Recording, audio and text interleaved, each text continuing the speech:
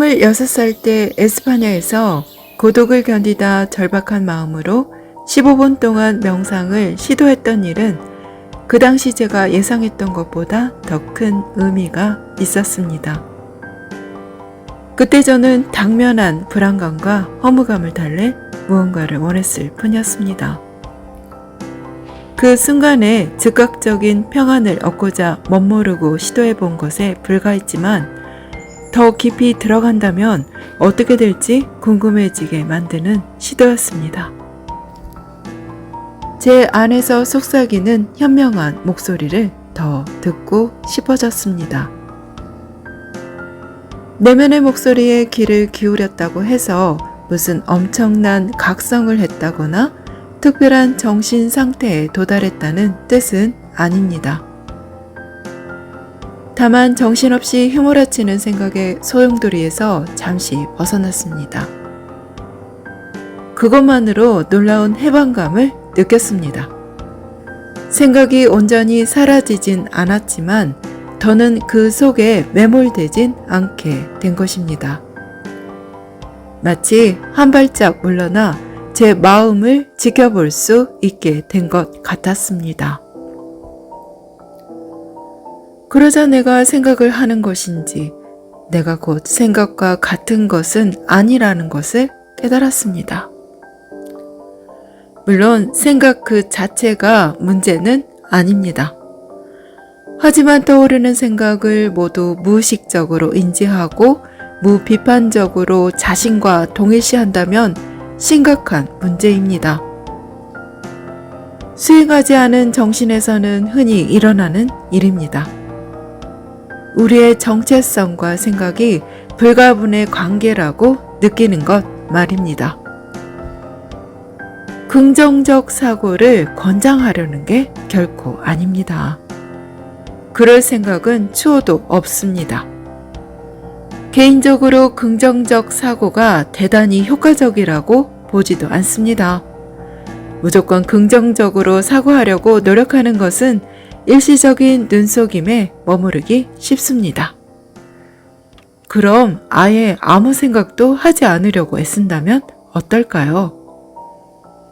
그럴 수만 있다면 얼마나 좋겠습니까? 하지만 불가능하다고 감히 단언합니다. 우리 뇌는 애초에 부정함으로, 즉 무언가를 없애는 방향으로 사고할 수 없습니다. 다만 생각을 아예 하지 않을 수는 없다고 해도 생각을 내려놓는 법을 배운다면 앞으로의 삶에 이루말로 다할 수 없을 만큼 유익할 것입니다. 그렇다면 꼬리에 꼬리를 물고 이어지며 우리를 끊임없이 괴롭히는 생각을 어떻게 내려놓을까요? 일단 관심을 다른 데로 돌려야 합니다.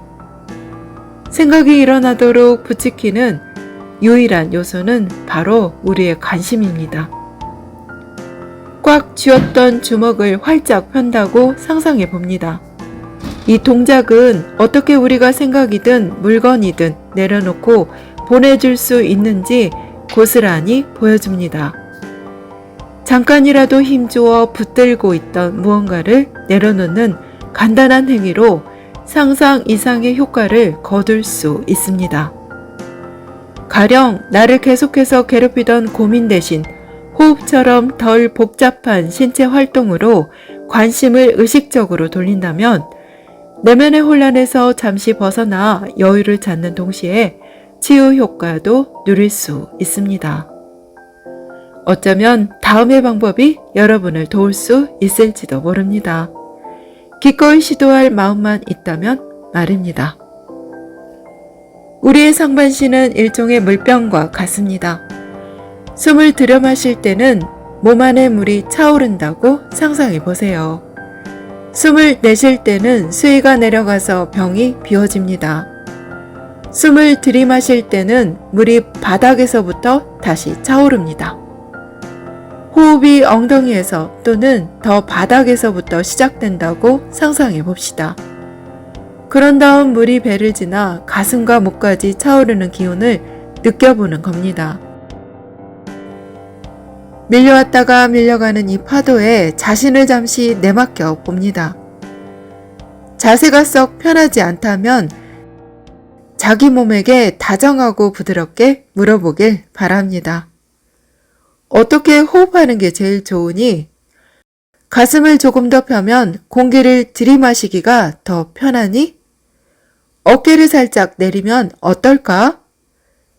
이 정도면 됐다고 느껴지는 몸속 깊이 편안하다고 느껴지는 순간이 옵니다. 당장은 이렇게 호흡만 하면 됩니다. 다른 일은 전혀 신경 쓰지 않아도 됩니다. 휴가를 떠난 셈입니다. 전두엽의 스위치도 꺼버렸습니다. 이 순간 책임질 일은 하나도 없습니다. 이 순간 짜내야 할 기획안도 제시해야 할 의견도 없습니다.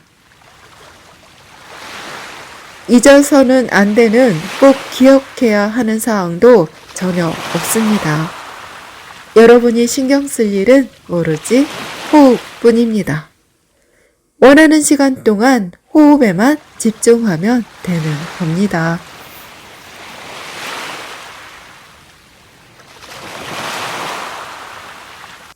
숲속의 현자가 전하는 마지막 인생 수업, 내가 틀릴 수도 있습니다. 영상에 관한 내용 일부 낭독해 보았습니다. 감사합니다.